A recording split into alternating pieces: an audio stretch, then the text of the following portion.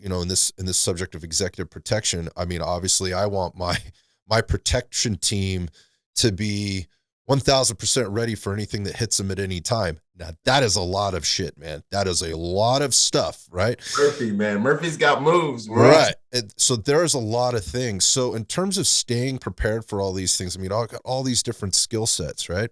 Um, how do you stay prepared? Maybe walk us through, the things that you do maybe on a weekly, monthly, annual basis to keep you sharp in the skill sets, maybe outside of this, this social interaction that you're talking about. I mean, what's the reality of that?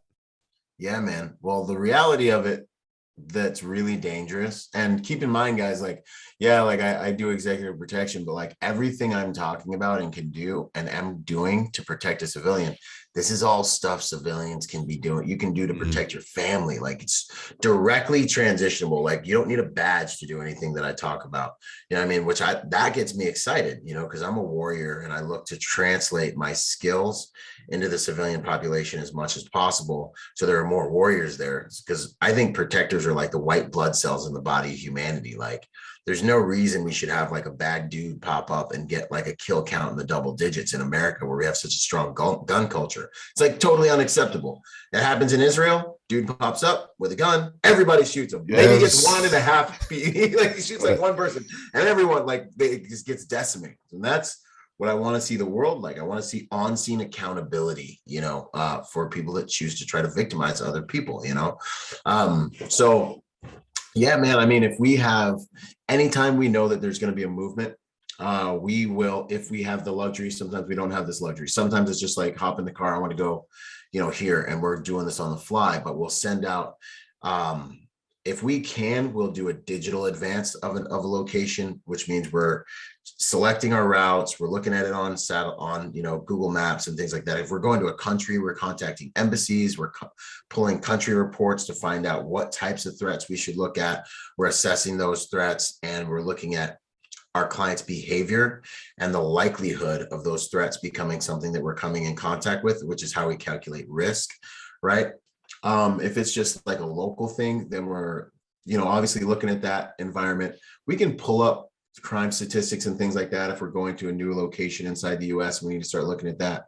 We'll get locals as well, a local security team, if it's international, and sometimes if it's even in another state, to give us on-scene data and someone who knows the territory. So there's actually like intra-departmental or intra-agency, collaboration on this. This is just 4 or 5 guys or whatever out trying to do it all on their own, right? Okay, got it. Yeah, man. So especially the bigger the movement, the more assets we pull into it, but if we're like going to the store or we're going to a venue that's local, we have to take a look at site security. So we'll look at that venue. We'll get like, that venue team will interact with them.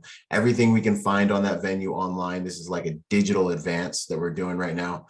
Then we'll look at our routes and route selection and decide how we want to get in and out of there. If we can, we'll run that route before we go there with the principal at the same time of day that we'll be running it with the principal. And then we'll run it again that same day before our movement, just in case there's construction or like ET decide to land a spaceship in the middle of the freeway or something.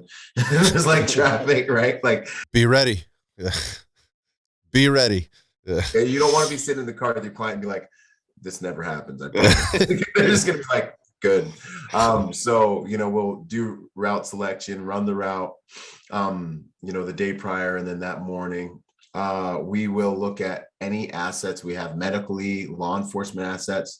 We'll select those locations before we go into that environment. So we know, hey, go to, this hospital. We have a backup hospital. We'll know the capabilities of those hospitals, if it's a full trauma, like what they actually have and the hours that they're open, depending on when we're going to be in that environment. So there's a whole bunch of advanced work we do. And then we'll push an advance agent there prior to landing so that we have eyes on that location. That agent who's there is doing counter surveillance and making sure that no one in that environment's paying attention to us and different things like that. I shouldn't tell too many of these little secrets.